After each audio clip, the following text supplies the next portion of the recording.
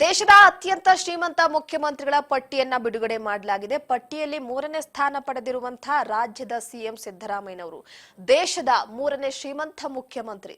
ಸಿದ್ದರಾಮಯ್ಯನವರ ಪಟ್ಟಿಯಲ್ಲಿ ಸಿದ್ದರಾಮಯ್ಯನವರ ಆಸ್ತಿ 51 ಕೋಟಿ ರೂಪಾಯಿ ಇರುವಂತದ್ದು. ಸದ್ಯದ ಮಟ್ಟಿಗೆ ದೇಶದ ಅತ್ಯಂತ ಶ್ರೀಮಂತ ಮುಖ್ಯಮಂತ್ರಿಗಳ ಪಟ್ಟಿಯಲ್ಲಿ ಸಿದ್ದರಾಮಯ್ಯನವರ ಹೆಸರು ಇದೆ.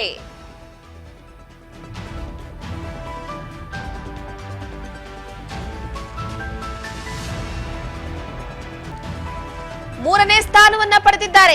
ರಾಜ್ಯದ ಅಂದ್ರೆ ಪ್ರತಿ ರಾಜ್ಯದ ಶ್ರೀಮಂತ ಮುಖ್ಯಮಂತ್ರಿಗಳ ಪಟ್ಟಿಯಲ್ಲಿ ಕರ್ನಾಟಕ ರಾಜ್ಯದ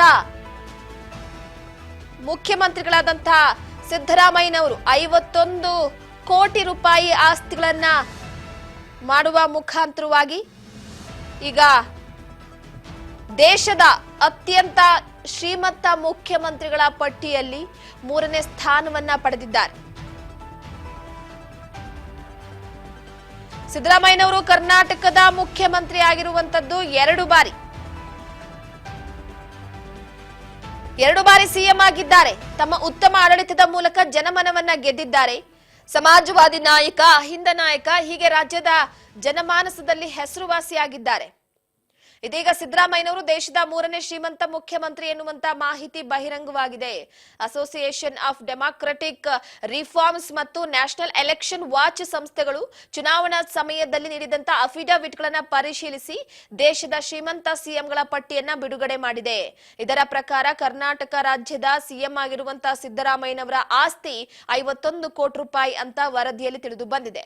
ದೇಶದ 31 ಮುಖ್ಯಮಂತ್ರಿಗಳ ಒಟ್ಟು ಆದಾಯ 1,630 ಕೋಟಿ ರೂಪಾಯಿಗಳಷ್ಟಿದೆ ಅಂತ ವರದಿ ಹೇಳಿದೆ. ಸರಾಸರಿ ಅವರ ಆಸ್ತಿಯ ಮೌಲ್ಯ 52.59 ಕೋಟಿ ರೂಪಾಯಿ ಅಂತ ಅಂದಾಜು ಮಾಡಲಾಗಿದ್ದು, ದೇಶದ ಶ್ರೀಮಂತ ಸಿಎಂಗಳ ಪಟ್ಟಿಯಲ್ಲಿ ಮೊದಲ ಸ್ಥಾನದಲ್ಲಿ ಇರೋದು ಯಾರು, ಅತಿ ಬಡವ ಶ್ರೀಮಂತ ಅನ್ನುವ ವಿಚಾರವಾಗಿ ಕೂಡ ಸಾಕಷ್ಟು ಪ್ರಶ್ನೆ ಇತ್ತು.